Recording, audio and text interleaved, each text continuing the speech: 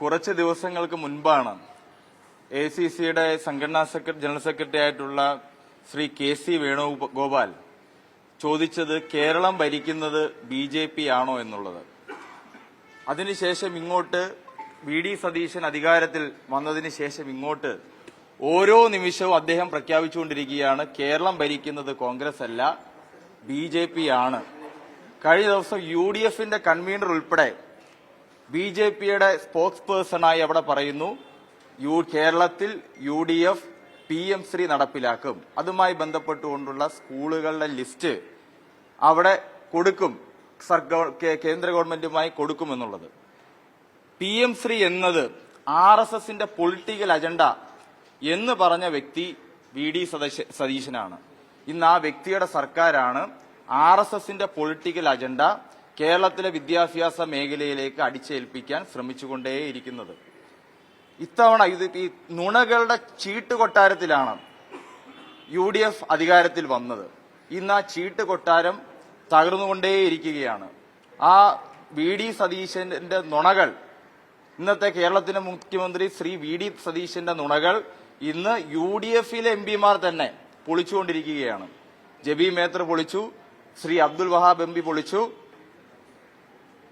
കരാറിൽ ഒപ്പിട്ടാൽ പിന്മാറാൻ പറ്റുമോ എന്നൊരു ചോദ്യം അവിടെ വന്നു. അതുമായി ബന്ധപ്പെട്ടുകൊണ്ട് പറയുന്നു പിന്മാറാൻ വേണ്ടി പറ്റും. ഈ തെരഞ്ഞെടുപ്പിന്റെ സമയത്ത് എന്താണ് അദ്ദേഹം പറഞ്ഞുകൊണ്ടിരിക്കുന്നത്? അധികാരത്തിൽ വന്നതിന് ശേഷം കഴിഞ്ഞ 2 മാസ കാലയളവിനിടയിൽ അദ്ദേഹം എന്താണ് ഇത് പിന്മാറാൻ പറ്റില്ല എന്ന് പറഞ്ഞുകൊണ്ടിരിക്കുകയാണല്ലോ. കേരളത്തിൽ PM ശ്രീയുമായി ബന്ധപ്പെട്ടുകൊണ്ട് 1 രൂപ ഇടതുപക്ഷ സർക്കാർ ഭരിക്കുന്ന സമയത്ത് മേടിച്ചിട്ടുണ്ടോ? പാർലമെന്റിൽ പറഞ്ഞല്ലോ 1 രൂപ സർക്കാരിന് PM ശ്രീയുമായി ബന്ധപ്പെട്ടുകൊണ്ട് കൊടുത്തിട്ടില്ല. അതുമായി ബന്ധപ്പെട്ടുകൊണ്ട് 1 രൂപ പോലും കേരള സർക്കാർ കൈപ്പറ്റിയിട്ടില്ല, മുൻ ഇടതുപക്ഷ സർക്കാർ കൈപ്പറ്റിയിട്ടില്ല. ഇന്ന് UDF ഗവൺമെന്റ് BJP സർക്കാരിനെ പോലെ അതിനപ്പുറം രാജഭക്തിയോടുകൂടിയാണ് മുന്നോട്ട് പോയിക്കൊണ്ടിരിക്കുന്നത്. അധികാരത്തിൽ വന്നാൽ PM ശ്രീ അറബിക്കടലിൽ എറിയുമെന്ന് പറഞ്ഞ വ്യക്തിയാണ്. പക്ഷെ കേരളത്തിലെ ഇടതുപക്ഷ സർക്കാർ അറബിക്കടലിൽ എറിഞ്ഞതാണ്. ആ അറബിക്കടലിൽ എറിഞ്ഞ ആ PM ശ്രീ പദ്ധതിയെ മുങ്ങാങ്കുഴിയിട്ട് മുങ്ങി ശ്രീ KM ഷാജി VD സതീശന്റെ കയ്യിൽ കൊണ്ട് ഏൽപ്പിച്ചിരിക്കുകയാണ്. കേരളത്തിലെ മതനിരപേക്ഷ സമൂഹത്തെ UDFും കോൺഗ്രസും ലീഗും UDF മുന്നണിയിലെ നേതാക്കളും വഞ്ചിച്ചിരിക്കുകയാണ്, പറ്റിച്ചിരിക്കുകയാണ്. ശക്തമായിട്ടുള്ളൊരു പ്രതിരോധം കേരള ജനത ഉയർത്തും. അതിപ്പോ SFI എന്ന നിലയിൽ മാത്രമല്ല ഞാൻ പറയാനിരിക്കുന്നത്. മതനിരപേക്ഷ ബോധ്യമുള്ള കേരള ജനത ഈ കേരളത്തിലെ ഇന്ന് ഭരിക്കുന്ന സംഘപരിവാർ സർക്കാരിനെ പ്രതിരോധിക്കും. തെരുവുകളിൽ ഇത്തരത്തിലുള്ള അജണ്ട നടപ്പിലാക്കാൻ ശ്രമിച്ചാൽ ശക്തമായിട്ടുള്ള പ്രതിരോധം ഉണ്ടാവും. മറ്റൊന്ന്, ഇതിന്റെ കരിക്കുലവുമായി ബന്ധപ്പെട്ടുകൊണ്ട് പല ന്യായങ്ങൾ പറയാനാണ് UDFകാർ ശ്രമിച്ചുകൊണ്ടിരിക്കുന്നത്. NEP അടിസ്ഥാനത്തിലുള്ള കരിക്കുലമാണ് നടപ്പിലാക്കേണ്ടത് എന്ന് ഡോക്ടർ V ശിവദാസൻ പാർലമെന്റിൽ ചോദിച്ച ചോദ്യത്തിന് മറുപടിയായി പറഞ്ഞു.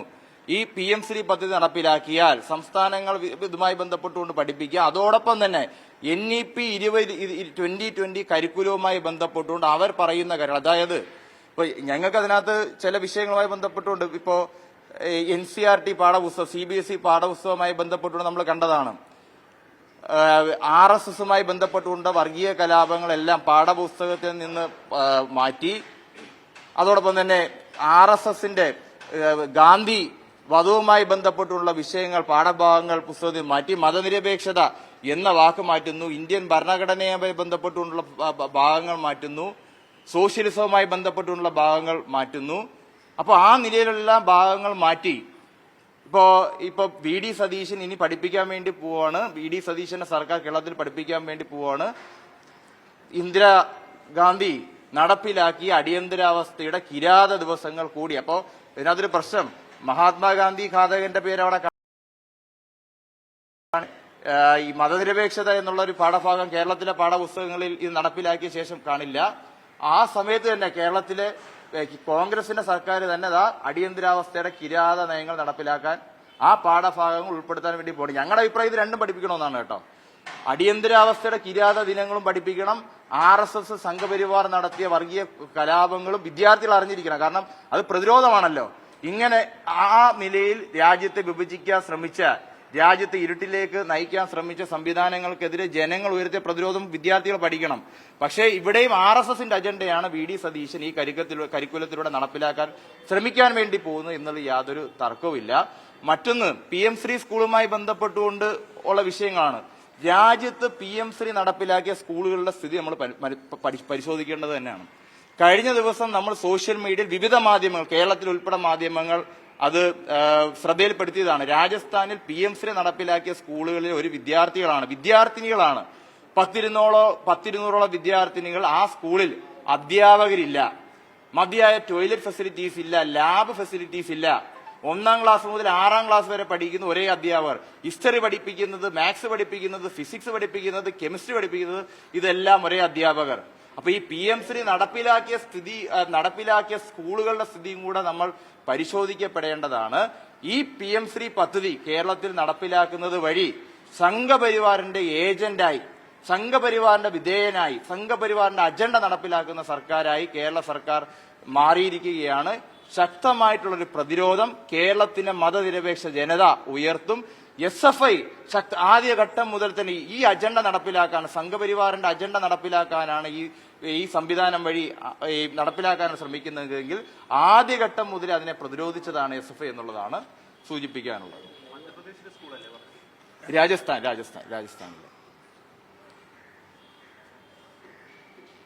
പറഞ്ഞത് വിഴുങ്ങുകയാണ് UDF സർക്കാർ. തീർച്ചയായും ഇതിപ്പോ U-turn എന്നൊന്നും പറയാൻ വേണ്ടി പറ്റത്തില്ല.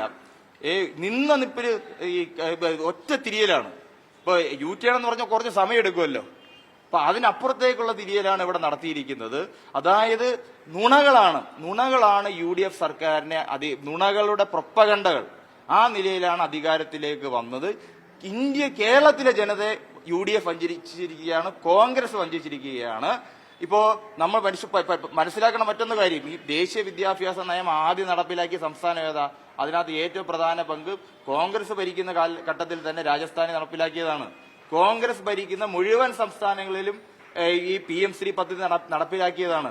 അപ്പോൾ അവരുടെ അജണ്ട RSSനോടൊപ്പം സംഘപരിവാറിനോടൊപ്പം ചേർന്ന് നിൽക്കുന്ന അജണ്ട തന്നെയാണ്. ഇന്ത്യൻ മതനിരപേക്ഷതയെ സംരക്ഷിക്കുന്നതിന് വേണ്ടിയിട്ടുള്ള ഒരു മനോഭാവവും അവരുടെ മുന്നിലില്ല. അവരൊരു RSSന്റെ B ടീമായി മാറി. VD സതീശൻ എന്ന കേരളത്തിന്റെ മുഖ്യമന്ത്രി RSSന്റെ ഏജന്റാണ്.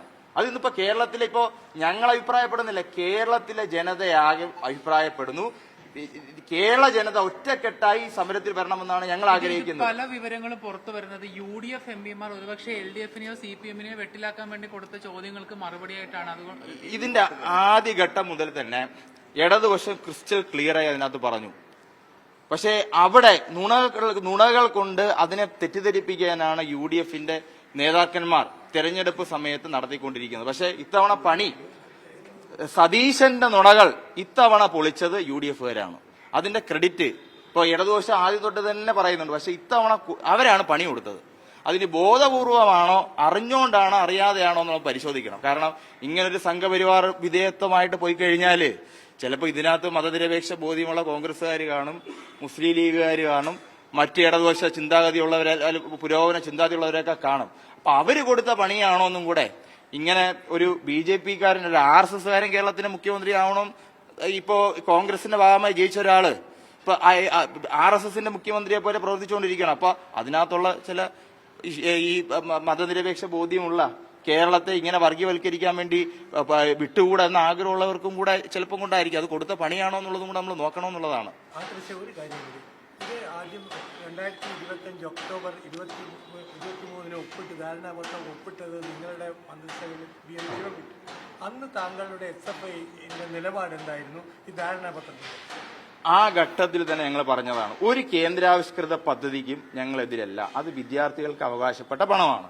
പക്ഷേ ആ കേന്ദ്രാവിഷ്കൃത പദ്ധതികൾ വഴി RSSന്റെ നയം നടപ്പിലാക്കാൻ ശ്രമിച്ചാൽ ഞങ്ങൾ അതിനെ എതിർക്കും. ആ ഘട്ടത്തിൽ പറഞ്ഞതാണ്.